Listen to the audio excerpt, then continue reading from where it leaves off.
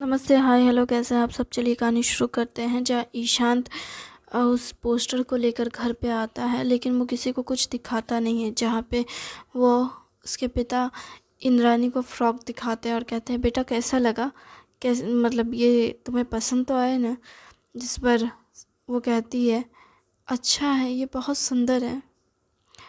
और ये देखकर उसकी माँ भी बहुत खुश हो जाती है कि उसे कपड़े पसंद आए। और फिर अपने पति से कहती है, क्या सिर्फ एक ही फ्रॉक लेकर आए हैं।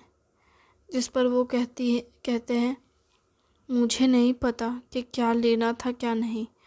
मुझे तो वहाँ पे इतने कपड़े देखने को मिले कि मुझे समझ ही नहीं आ रहा था कि बेटी के लिए कौन से कपड़े चुनूं मैं। आप इतने कंफ्यूज हो गए। हाँ, मैं तो परेशान हो गया। तुम्हारे लिए लेना होता तो मैं इतना परेशान नहीं होता, क्योंकि तुम तो साड़ी ही पहनती हो, तो तुम्हारे लिए मैं साड़ी ही ले लेता। लेकिन इसके लिए लेने में मुझे सोचना पड़ गया कि आखिर मैं ऐसे कौन से कपड़े लूँ जो इस पे जचे भी और इसे पसंद भी आए।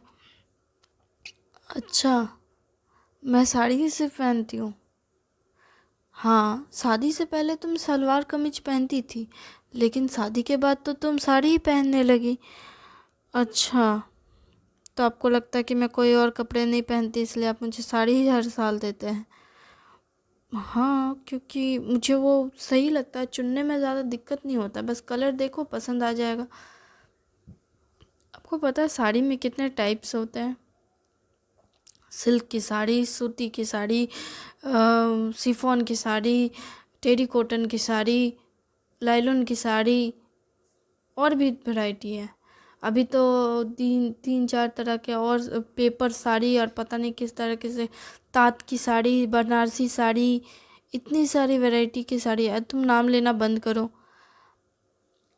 तुम्हारे नाम लेते लेते मैं परेशान हो जाऊंगा। क्योंकि मुझे तो पहले पता था कि साड़ी मतलब साड़ी, और जब भी मैं जाता था वो मुझे एक ही टाइप की साड़ी दिखाते थे तो मैं वो उठा कर ले आता था। तुमने कभी बोला क्यों नहीं मुझे। क्या बोलती मैं आपको। आप कभी मुझे बाज़ार लेकर जल्दी जाते हो, और जाते भी हो तो सब्जी वगैरह इधर उधर जाते हो। और नहीं तो कभी सोनार के दुकान, कपड़े की दुकान पे मुझे कितनी बार ले गए हैं आप। शादी के बाद मुझे बता सकते हैं कितनी बार ले गए हैं कपड़े की दुकान पे। हमेशा खुद ही लेकर के आते हैं साड़ी, इसलिए मैं कुछ बोलने ही नहीं जाती। और तुम्हें इतनी दिक्कत थी जो तुम बताना चाहिए था ना।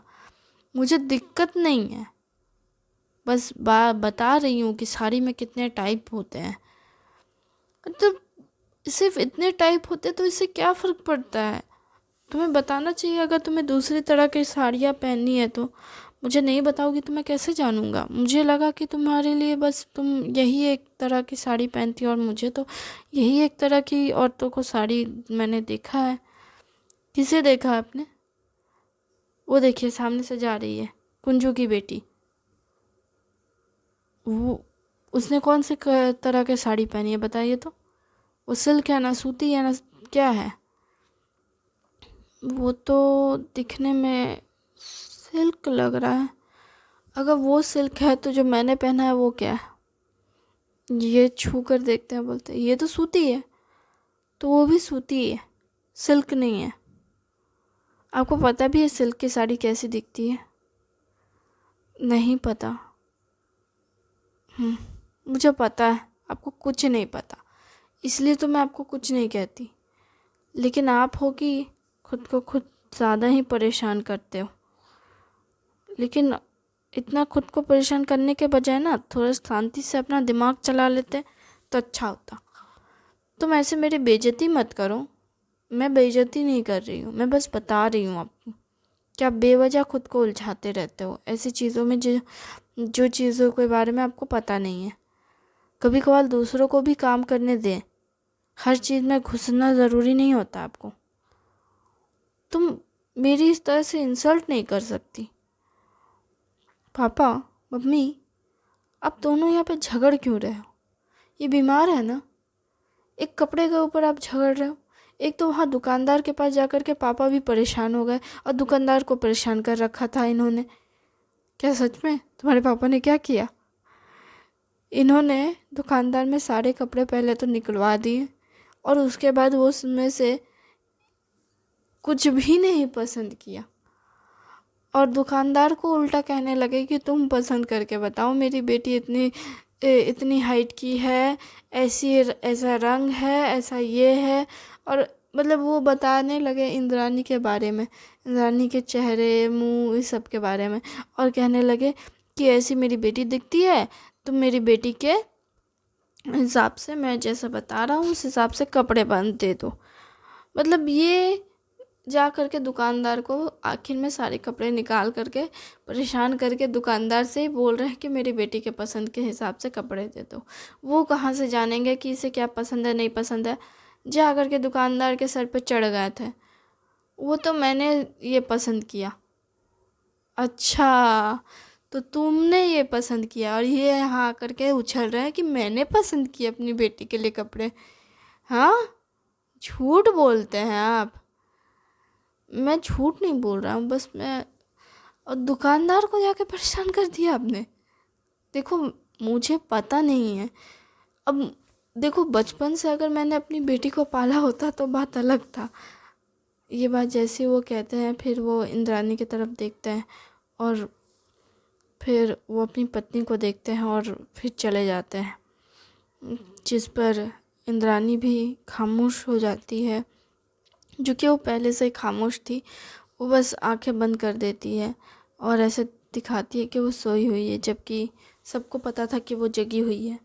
और इसलिए वो वहाँ से चले जाते हैं। जिसके बाद ईशांत उनके पास आता है और कहता है, पापा क्या हुआ? क्या बोलूँ मैं, सिर्फ तुम ही परेशान नहीं हो, मैं भी हूँ, लेकिन मैं कोशिश कर रहा हूँ उसे अपनाने की। तुम तो मेरे समझदार बेटे हो, सब समझते हो, लेकिन वो बहुत सीधी है, दुनियादारी से बहुत अनजान है और उसे कुछ हो ना जाए ये सोचता हूँ। और इसके अलावा ये भी बात है कि मैंने कभी बेटी को नहीं पाला। अच्छा, तो आपने मुझे कैसे पाला? तुम बिल्कुल मेरे जैसे हो ना, इसलिए। अच्छा, और वो आप जैसी नहीं है, वो माँ जैसी है इसलिए। वो सिर्फ माँ जैसी है इसलिए नहीं, बल्कि मैंने कभी किसी बच्ची को, मेरे मेरे घर में भी मेरी कोई बहन नहीं थी जिसे मैं प्यार कर सकूं। हर साल दूसरों के घर में राखी मनाई जाती थी, दूसरों की बहनें राखी बांधती थी अपने भाइयों को। मेरे घर में ऐसी कभी खुशी नहीं आई और इसलिए मैं बहुत परेशान था, पर मैं बहुत खुश था क्योंकि मेरे पिता मेरे साथ थे। लेकिन उसके साथ तो कोई नहीं है और मैं भी उसे पूरी तरीके से अपना नहीं पा रहा हूँ। इसलिए थोड़ा बुरा लगता है, उसके लिए दुख होता है कि आखिर वो बच्ची कैसे एक अनजान जगह में रहेगी।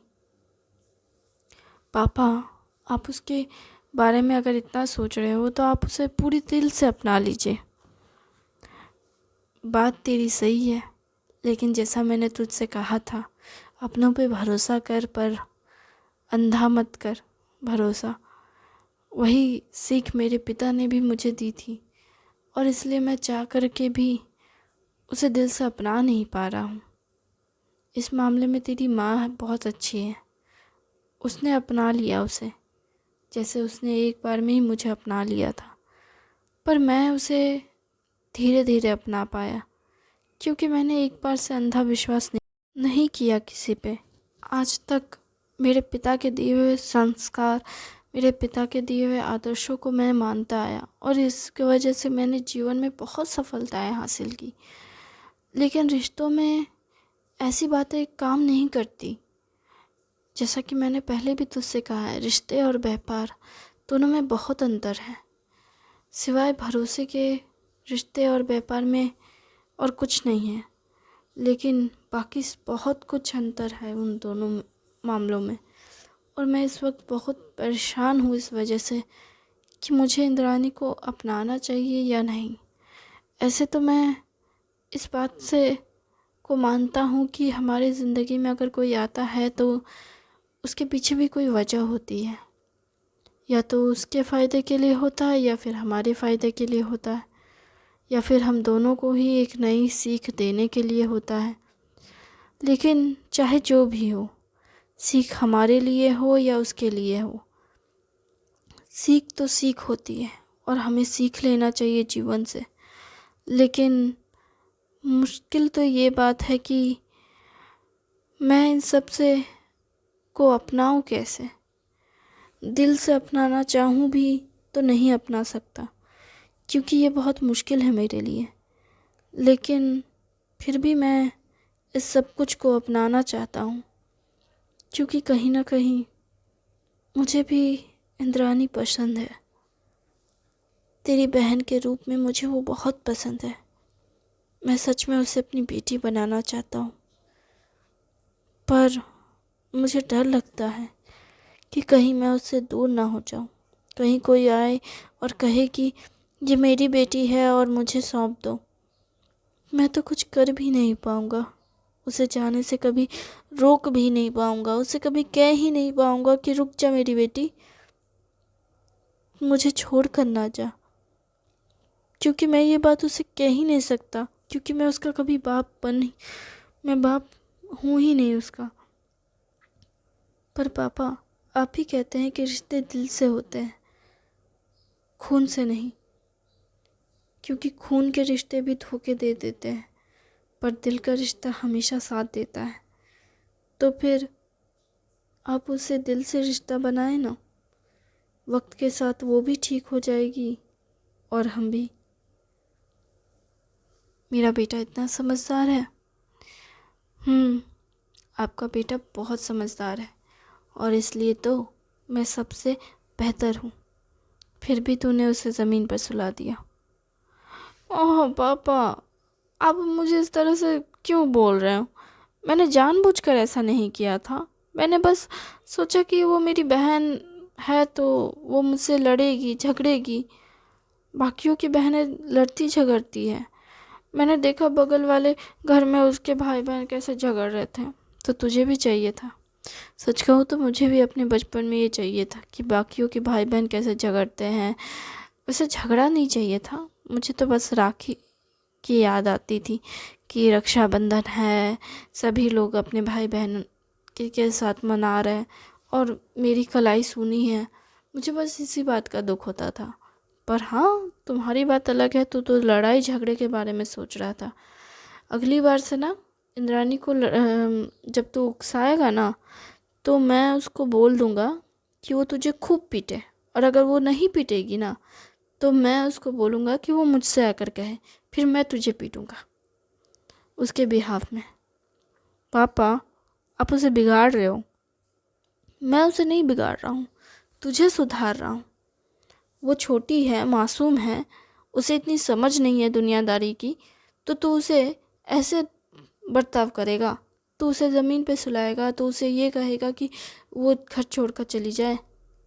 उसे कहना कि इस घर में जितना हक तेरा है उतना उसका भी है, वो भी यहाँ रहेगी आराम से, और वो भी हमारी बेटी है, समझा? और उसे खुद से दूर करने के बारे में और हमसे दूर करने के बारे में सोचने से पहले हमसे इजाज़त लेगा, उसके बाद तू कुछ बोलेगा। इसके अलावा तुझे जो करना है कर। तू झगड़ा करना चाहता है, जा कर। अपनी बहन के साथ लड़ना चाहता है, लड़, लेकिन उसे परेशानी नहीं होनी चाहिए। ऐसी कोई बात मत करना कि उसे लगे कि वो इस परिवार के साथ पे बोझ है या इस परिवार के उसके ऊपर कर्ज है। क्योंकि इंसान जब कर्ज में होता है तो इंसान परेशान होता है, और जब इंसान किसी बात से दुखी हो जाता है तो वो सबसे दूर चला जाता है। इसलिए उसे कभी दुखी मत करना और कभी एहसास मत दिलाना कि हमने उस पर एहसान किया है, क्योंकि उसका होना ही हमारे परिवार को पूरा करता है। इसलिए कभी ऐसा मत करना। ठीक है पापा, मैं समझ गया। आप परेशान मत होइए। ठीक है, अब मैं जा रहा हूँ खाना बनाने। आप आज खाना बनाएंगे? क्यों? तुझे अपनी माँ के हाथ के खाने के अलावा और किसी के हाथ के खाने की आदत नहीं है? पर मैंने आज तक इतने सालों में आपको खाना बनाते नहीं देखा, क्योंकि आज तक तेरी माँ कभी बीमार ही नहीं पड़ी, तो मुझे ज़रूरत ही नहीं पड़ी खाना बनाने की। और ऐसा नहीं कि मैंने खाना नहीं बनाया। तू जब छोटा था, जब तू माँ के पेट में था, तो पूरा टाइम मैं ही तो खाना बनाता था। और जब तेरी माँ ने तुझे जन्म दिया, उसके बाद भी मैं ही 5 वर्षों तक खाना बनाता था। तुम्हारी माँ तो परेशान हो गई थी मेरे जले पके खाने को खाकर। कहने लगती थी कि आप मत बनाना, बस एक बार ये थोड़ा बड़ा हो जाए फिर मैं बनाऊंगी। क्योंकि पूरा टाइम मैं चाहता था कि वो तुझे समय दे। वो हमेशा तेरे आसपास रहती थी, तेरा ख्याल रखती थी।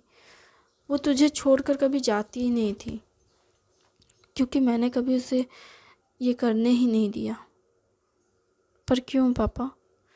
आप चाहते तो माँ को मुझसे दूर कर सकते थे, क्योंकि तू मेरा बेटा है और मैं जानता हूँ कि एक माँ का बच्चे के पास होना सबसे ज़्यादा अच्छा होता है एक बच्चे के डेवलपमेंट के लिए।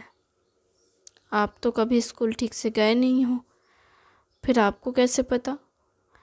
अरे पता चल जाता है। आज के टाइम पे हर किसी के बारे में पता चल ही जाता है। बस तुझे लगता है कि नहीं पता चलता, पर सब कुछ पता चलता है। अच्छा, तो आपको पता चला? मुझे पता चला, इसलिए मैंने सोचा कि क्यों ना इसके बारे में एक काम किया जाए और तुझे तेरे माँ के पास छोड़ दिया जाए। आप मुझसे छुटकारा पाना चाहते थे? नहीं, पर तुझे तेरे माँ के पास छोड़ना ही मुझे अच्छा लगा, और तेरी माँ का ख्याल रखना मुझे सबसे ज़्यादा पसंद आया, क्योंकि उस वक्त तेरी माँ बिल्कुल छोटी बच्ची की तरह थी और हमेशा तेरे आगे पीछे घूमते रहती थी। कहती थी कि एक ही तो मेरा बच्चा है, इसके आगे पीछे घूमूंगी तो अच्छा होगा, और तुझे अपनी नज़रों से बिल्कुल दूर नहीं जाने देती थी। इसलिए जो कुछ तूने पाया है उसे भी मिलना चाहिए ना ये सब। हाँ, तुझे थोड़ा बुरा लग सकता है, लेकिन उसे भी तो ये सब चाहिए ही ना होगा, क्योंकि अगर उसका सच में इस दुनिया में कोई नहीं है और उसकी माँ नहीं है, तो उसने कभी ये सब महसूस ही नहीं किया कि माँ का प्यार होता क्या है, जो तूने महसूस किया, जो मैंने महसूस किया। समझा? इसलिए उसे भी वो सब एहसास लेने दे। उसके बाद खुद ही वो तुझे तेरी माँ के साथ छोड़ देगी। आप ऐसा क्यों कह रहे हो? वो क्यों छोड़ेगी माँ को फिर? क्योंकि फिर तो उसकी शादी हो जाएगी थोड़ी दिन। अभी वो 10 साल की है और 10 साल बाद उसकी शादी हो जाएगी, उसकी विदाई हो जाएगी। फिर तू अपने माँ का लाडला बनने घूमनेगा। आप उसकी शादी करवा दोगे? हाँ, वो तो करवानी ही पड़ेगी। अब बेटी घर पे आई है तो बेटी की तो विदाई होगी। इसलिए तू इतना मत सोच, क्योंकि कल नहीं, आज नहीं तो कल उसकी शादी तो होगी और उसकी विदाई भी होगी। बस तब तक तू उसका ख्याल रख, जितना प्यार करना चाहता है कर ले। पता है, मैं तो बहुतों की शादी मैंने देखा। मेरे बगल में वो जो तुम्हारे चाचा है ना, उस चाचा की जो बहन थी, उसकी जब शादी हुई, वो चाचा पागलों की तरह फूट फूट कर रोने लगे। कहने लगे कि मैं अपनी बहन को छोड़कर जाने नहीं दूंगा। वो तो अपने जीजा से कहने लगा कि मैं भी आपके साथ चलूँगा, मैं अपनी दीदी को अकेला नहीं छोड़ूंगा। और वो उसके साथ, अपनी बहन के साथ उसके घर चला गया। 4 दिन बाद फिर लौट कर आया, जब उसे लगा कि मेरी बहन अब ठीक है, मैं अब ठीक हूँ। तब जा कर के उसके परिवार वाले तो उसे जाने ही नहीं दे रहे थे अपने जीजा के साथ। फिर उसका जीजा बहुत समझदार था, इसलिए उसने कहा कि नहीं, आप इसे मेरे साथ जाने दें, ये अपनी दीदी को एक बार देख लेगा तब ये आ जाएगा। थैंक यू वेरी मच इस कहानी को सुनने